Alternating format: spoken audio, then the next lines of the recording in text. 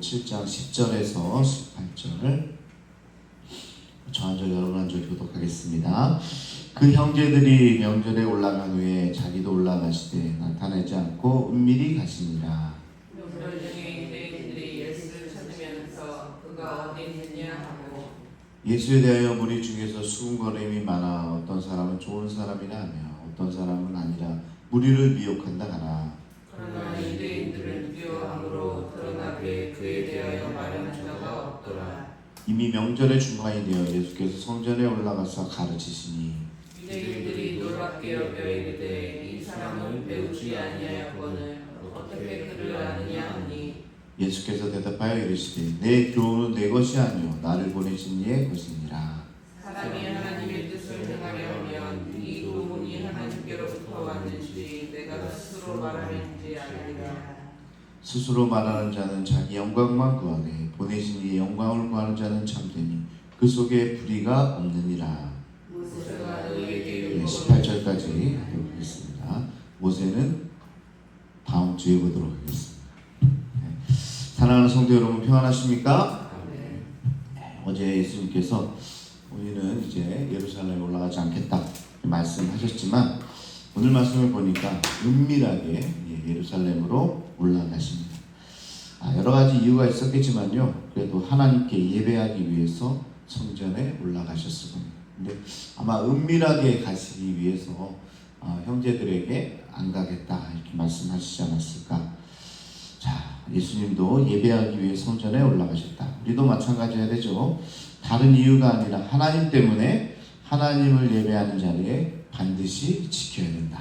다른 이유가 아니에요. 다른 교회를 위해서 신앙을 위해서 그보다 우리가 가장 먼저는 하나님을 위해서 하나님 때문에 예배하는 자리에는 항상 있어야 되는 거죠.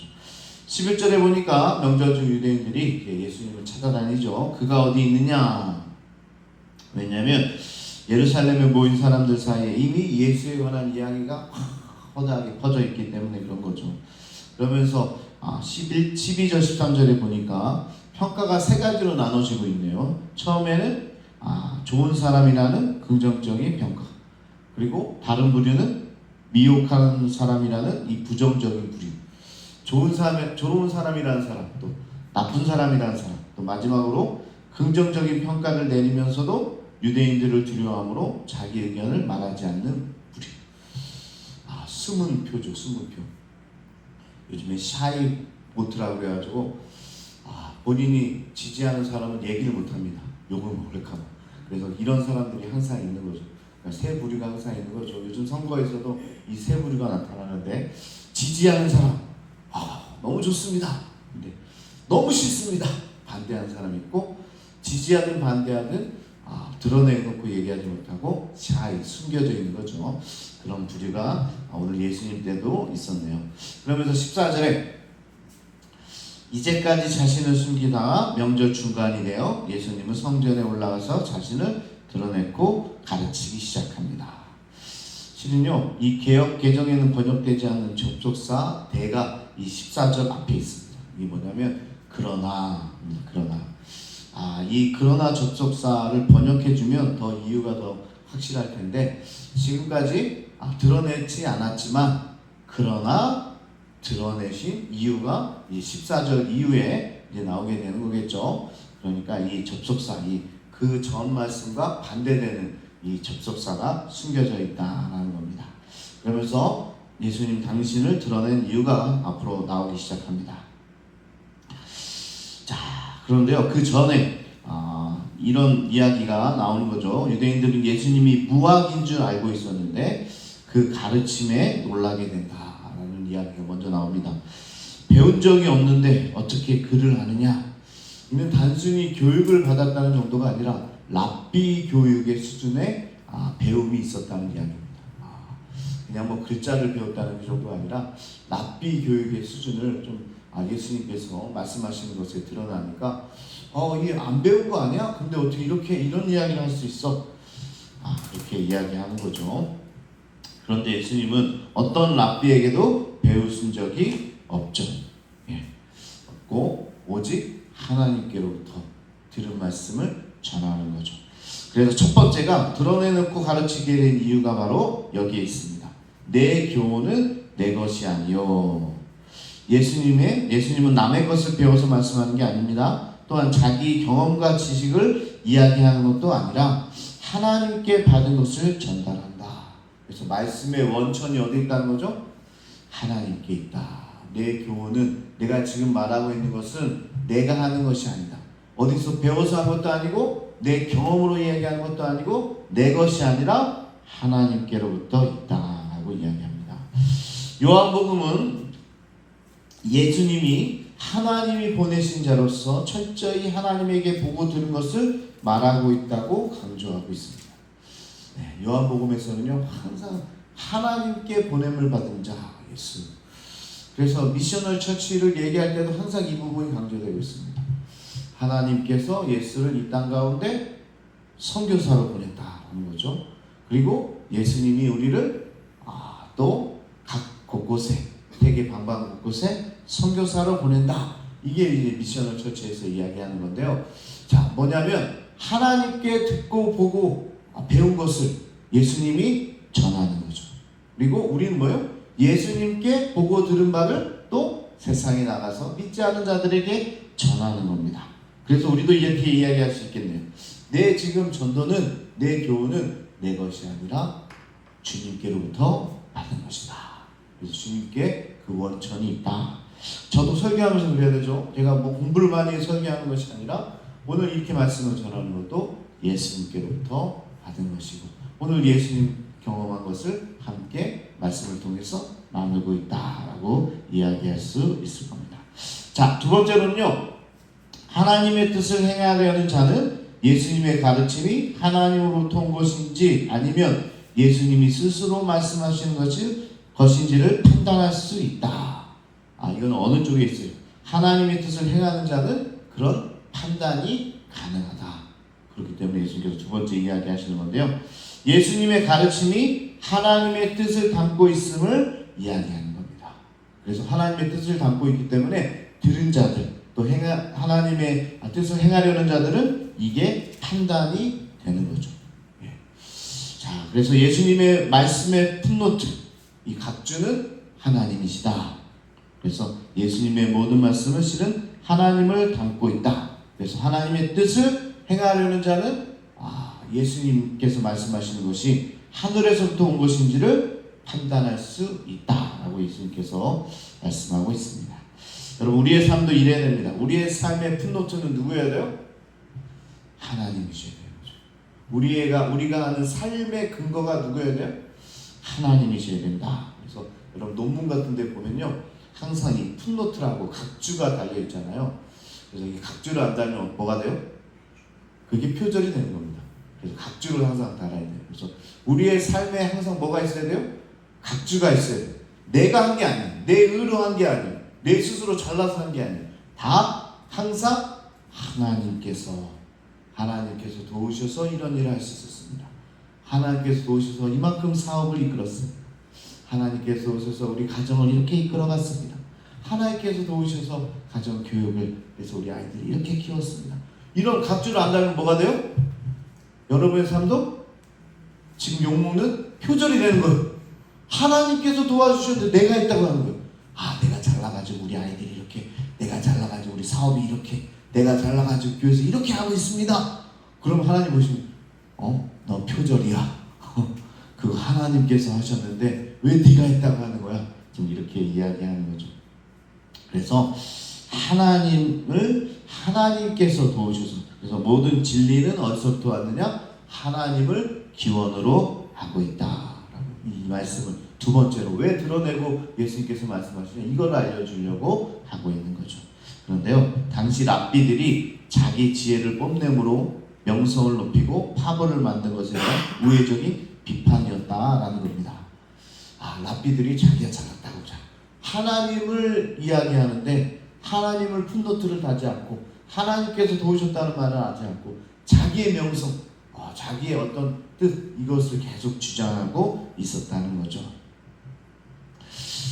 처음 보는 사람이 어떤 사람인지를 알려면 학벌이나 지위 등을 참고할 수는 있습니다. 보통 그거는 일리가 있죠. 그래서 우리가 이력서를 봤잖아요. 이 사람은 전혀 모를 때, 이 사람이 어떤 공부를 했는지, 어떤 학교를 나왔는지, 어떤 스펙이 있는지 그것을 볼 수는 있어요. 그래서 전혀 모르는 사람을 판단할 때는 그런 것을 보게 되는데요.